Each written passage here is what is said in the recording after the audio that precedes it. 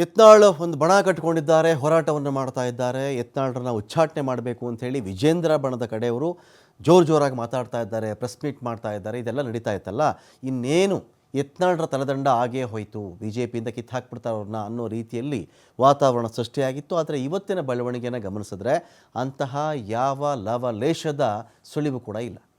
B J P ಬಣ ಬಡಿದಾಟಕ್ಕೆ ಹೊಸ twist ಸಿಗ್ತಾ ಇದೆ. ಇಲ್ಲಿ ಯತ್ನಾಳ್ ವರ್ಸಸ್ ವಿಜೇಂದ್ರ ಟೀಮಲ್ಲಿ ಗೆದ್ದವರು ಯಾರು ನೋಡಿ. ಕೇಂದ್ರದ ಶಿಸ್ತು ಸಮಿತಿಯ ಮುಂದೆ ಶಾಸಕ ಯತ್ನಾಳ್ರು ಹಾಜರಾಗ್ತಾರೆ.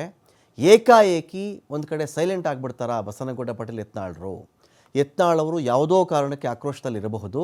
ಯತ್ನಾಳ್ ಅವರು ಏನೇ ಬೇಕಾದರೂ ಮಾತನಾಡ್ಕೊಳ್ಳಿ, ಪರವಾಗಿಲ್ಲ, ಯತ್ನಾಳೇನು ಬೇರೆಯವರೇನ್ರಿ, ಹೊರಗಿನವರಲ್ಲ ಅಂಥೇಳಿ ಒಂದು ಕಡೆ ಯಡಿಯೂರಪ್ಪನವರು ಮಾಜಿ ಮುಖ್ಯಮಂತ್ರಿಗಳೇ ಮಾತಾಡ್ಬಿಡ್ತಾರೆ.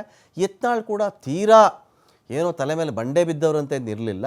ನನಗೆ ಏನು ಹೇಳಬೇಕಾಗಿತ್ತು ಅದನ್ನು ಹೇಳಿದ್ದೀನಿ, ಸಮಿತಿಯ ಮುಂದೆ ಮಾಹಿತಿ ಸಮೇತ ವರದಿಯ ಸಮೇತ ಎಲ್ಲವನ್ನೂ ಹೇಳಿದ್ದೀನಿ, ಏನು ಬೇಕಾದ್ರಾಗಲಿ ನೋಡೋಣ ಅಂತ ಒಂದು ಕಾನ್ಫರೆನ್ಸಲ್ಲಿ ಅವರಿದ್ದಾಗ ಇದರ ಮಧ್ಯೆನೇ ಯಡಿಯೂರಪ್ಪ ಅವ್ರಿಗೋ ಅಥವಾ ವಿಜೇಂದ್ರ ಅವ್ರಿಗೋ ಯಾವ ಥರದ ಸಂದೇಶ ಬಂತೋ ಗೊತ್ತಿಲ್ಲ.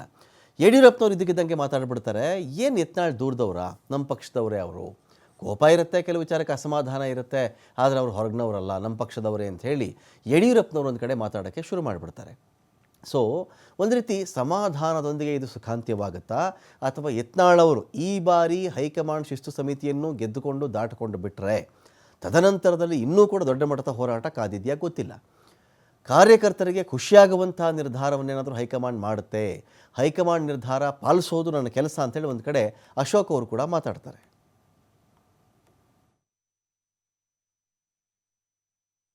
ಮಾತಾಡೋಣ. ಯತ್ನಾಳ್ ಅವರು ಯಾರು ಹೊರಗಡೆಯವರಲ್ಲ, ಯಾವುದೋ ಒಂದು ಕಾರಣಕ್ಕೆ ಒಂದು ಆಕ್ರೋಶದಲ್ಲಿ ಇರ್ಬೋದು ಅವರು. ನನ್ನ ಪ್ರಕಾರ ಎಲ್ಲರನ್ನು ಒಟ್ಟಾಗಿ ತಗೊಂಡು ಹೋಗ್ಬೇಕು ಅಂತ ನನ್ನ ಅಪೇಕ್ಷೆ, ಅಥವಾ ವಿಜಯೇಂದ್ರ ಅಪೇಕ್ಷೆ, ರಾಘವೇಂದ್ರ ಅಪೇಕ್ಷೆ, ನಮ್ದು ಅದೇ ಇದೆ. ಏನೇ ಕರ್ತವ್ಯಗಳಿದ್ರು ಎದುರು ಬದುರು ಕುಂತ್ಕೊಂಡು ಮಾತಾಡಿ ಬಗೆಹರಿಸಿ ಒಟ್ಟಾಗಿ ತಗೊಂಡು ಹೋಗ್ಬೇಕು ಅಂತ ನನ್ನ ಅಭಿಪ್ರಾಯ. ಅದಕ್ಕೆಲ್ಲರೂ ಸಹಕರಿಸ್ತಾರೆ. ನಿಮ್ಮ ಕುಟುಂಬದ ವಿರುದ್ಧ ಮಾತಾಡಲಿ ಪರವಾಗಿಲ್ಲ, ಅದನ್ನು ಸರಿಪಡಿಸುವಂತ ಪ್ರಾಮಾಣಿಕ ಪ್ರಯತ್ನ ನಾವು ಒಟ್ಟಾಗಿ ಸೇರಿ. ಇದು ಈಗಾಗಲೇ ಹೈಕಮಾಂಡ್ ಅಂಗಳದಲ್ಲಿದೆ, ಅಲ್ಲಿ ಏನಿದೆಯೋ ತೀರ್ಮಾನ ಆಗುತ್ತೆ. ಇದೆಲ್ಲ ಸುಖಾಂತಿ ಆಗುತ್ತೆ.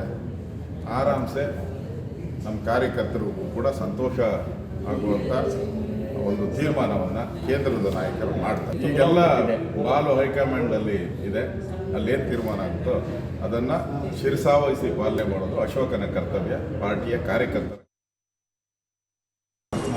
ಮಾತಾಡ್ತೀನಿ ಮತ್ತು ಅದಕ್ಕೆ ಬೇಕಾದಂಥ ನಾ ಏನು ಆರೋಪ ಮಾಡಿದ್ದೇನೆ ಇಲ್ಲಿಯವರೆಗೆ, ನಾ ಬಿ ಜೆ ಪಿ ಮೇಲೆ ಆರೋಪ ಮಾಡಿಲ್ಲ. ಯಡಿಯೂರಪ್ಪ ಕುಟುಂಬ ಬಿಟ್ಟರೆ ಮತ್ತೊಬ್ಬರು ಯಾರ ಮೇಲೂ ಆರೋಪ ಮಾಡಿಲ್ಲ.